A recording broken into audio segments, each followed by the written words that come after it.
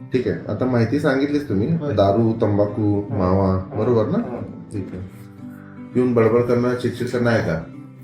संध्याकाळी येतात हा. एवढं चिडचिड करतात आणि उगाच काय तर विषय काढायचा आणि फिरून जेवण झोपायचं असं. दारू पिऊन ऍक्सिडेंट वगैरे झाला होता? नाही तसं काय झालं नाही. पोलीस केस वगैरे? नाही नाही काय फीट वगैरे? नाही, काय रक्ताची उलटी? नाही नाही कावीळ वगैरे? नाही, सगळं क्लिअर आहे बघा. काय ना?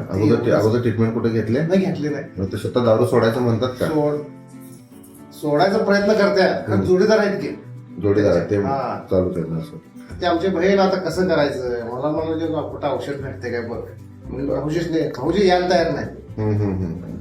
आता घेण्यासाठी आता पाहिजे पेशंट यायला तयार नाही. हा ठीक आहे, चालतं. मग पोरांनी सर इंग्लिश आमदार ठेवलं बर.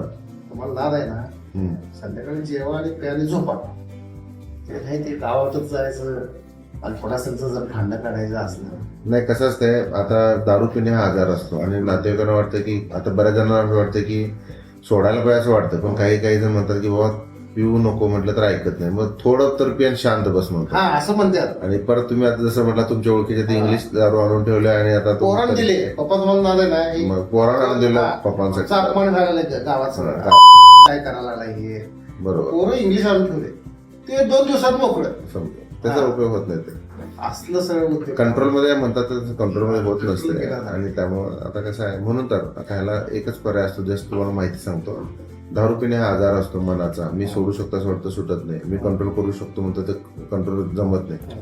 मन पण मागते दारू, शरीर पण दारू मागते. मनाचा आणि शरीराचा एक ताळमेळ बसावा लागतो. आता ट्रीटमेंट कोणाला देतो आम्ही, जस्ट तुम्हाला माहितीसाठी सांगतो. जे पेशंट येतात त्यांना आपण औषध देऊ शकतो. जे पेशंट म्हणतात मला मदत करा, मला दारूचा प्रॉब्लेम आहे, तर ते येतील इथं ओपीडी बेसिसवर आम्ही सल्ला घेतो आणि आपण ट्रीटमेंट देऊ शकतो. जे पेशंट येत नाहीत, तर यांना जबरदस्तीनंच ऍडमिट करावं लागतं. कळलं का? जबरदस्तीनं ऍडमिट करावं लागतं. म्हणजे कसं, नशेत आम्ही युजली म्हणतो की तो कोणाच तरी मदत घेऊन तुम्ही घेऊन या.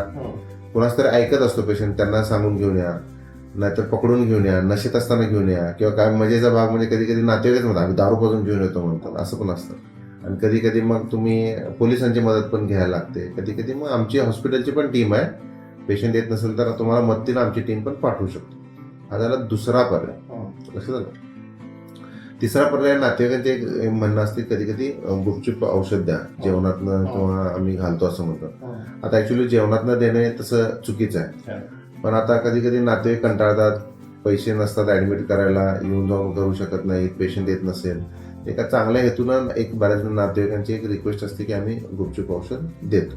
लक्षात आलं काय म्हणतो असं.